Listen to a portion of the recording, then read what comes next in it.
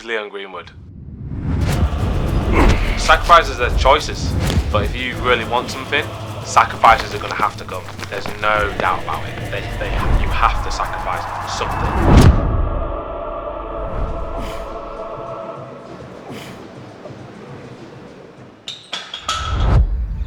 I was always racing my friends in the playground, and I always realised I was the fastest one. And my mum one day said to me, "Why don't we go down to your local athletics track and see if we can see what it's like there?" And that's when I really found the speed. That's where I really found myself, my identity. I was like, "This is me. I love running fast." The tall figure of Leon Greenwood in the red and yellow, going very well on his outside. Ashley Kersot's Leon Greenwood. Kept showing up the train consistently. I was getting faster and faster and faster. One of the fastest 15-year-olds in the UK. I was like, this is it, man. I can do it. I'm knocking on the door constantly. I'm winning races. I became a Welsh 200 metre champion. Man, it was my year. I was flying, and it just all like shattered in front of my eyes, man. Literally like a couple of months after that, I had this ankle injury. I got told I could never run again. I was thinking speed's my identity. My whole life has been surrounded around athletics, around sprinting, and it's slowly going away from me. What am I going to do in my life? Oh, careful, don't go. There's always an injury that shapes an athlete, I think. I remember doing a school talk once, and they were like, "I don't want to become an athlete because I'm too scared to get injured." That's a bit bad here. I need to maybe change the way I approach this injury. Even though she saw the other side, I come out and I become the Olympian. She's scared about the process. And that's maybe what I don't speak about enough, is speaking about the actual process. I believe in the process, but actually speaking about the process and the journeys is more important than the actual end goal. I knew people that did bobsleigh, and I was like, "Ooh, I could do that. I could do that. That was fun." Came back after the injury, ran a personal best, and I was like, "Yeah, I can. Let's give it a go." So we competed, and yeah, I did pretty well. And the next day, we're getting into the sled, practicing cold dry loading, and we're getting in faster and faster and faster, trying to get into a sled like a ninja. And one of the last reps, I ended up smashing my toe into the steel handle. Yeah, when I got it checked, I X-ray, and I broke my toe. Basically, I've broken my middle toe.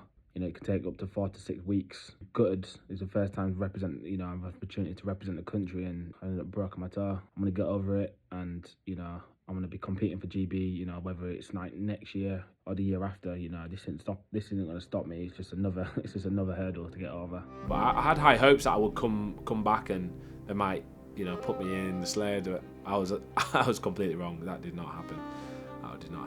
I was a spare for the next 2 years, mate. 2 years. Give you some context of what a spare is. Like a bench player who never gets played. Hated it. What many times I wanted to quit. But I still had the belief I could become an Olympian. I still had the belief.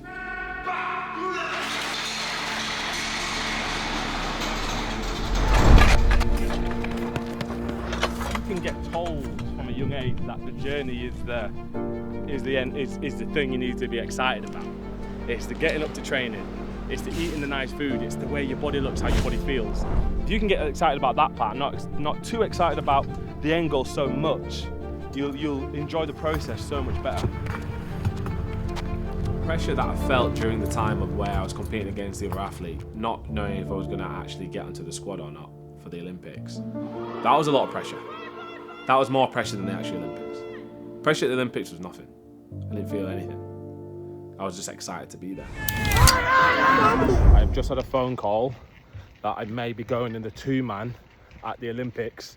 Bearing in mind, I've never done a 2-man competition in my life. I had no idea what I was doing. Never mind 5 million people watching. What's pressure, man? What was pressure?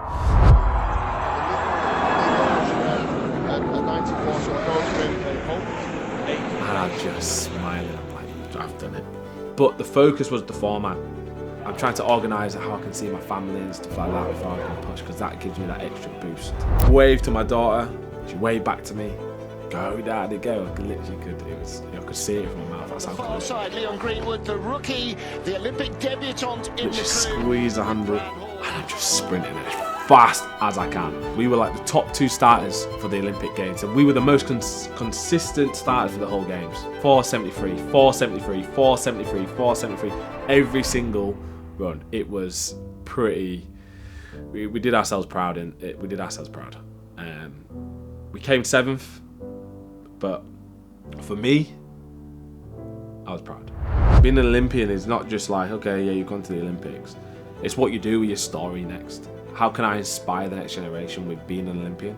That's kind of what it means to me. I don't care about the Olympian status. What I care about is what you do with it.